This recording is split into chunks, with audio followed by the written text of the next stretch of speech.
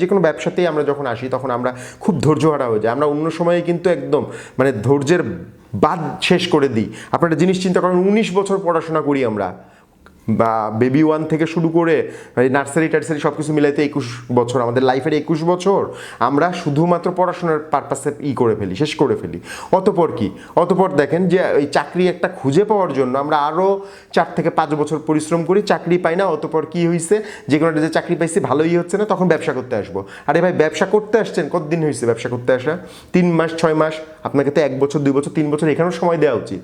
যেখানে আপনি 19 বছর 20 বছর 22 বছর পড়াশোনা করে এসে একটা 20,000 টাকা দামের চাকরি ম্যানেজ করতে পারতেছেন না, সেখানে 6 মাস হয় নাই আপনি বিজনেস থেকে লাখ টাকা কামাই করার চিন্তা করেন। হইতে পারে, আমি বলতেছি না যে আপনি পারবেন না, আপনার ভলিউম আপনার সব কিছু দিয়ে আপনি সেটা পারতে পারেন, বাট এটা আশা করা আমাদের উচিত না। কারণ আমাদের জায়গাগুলোকে আরও স্ট্রং, আপনাকে আরও স্ট্রং, আপনার প্রেজেন্টেশন, আপনার মার্কেটিং, আপনার ব্র্যান্ডিং আরও স্ট্রং, এটা করতে গেলে মিনিমাম 2 বছর সময় লাগবে। দেন পাবলিকের যখন ট্রাস্ট আসবে, পাবলিক বলা লাগবে না, পাবলিক নিজেই আপনাকে অ্যাডভান্স করবে।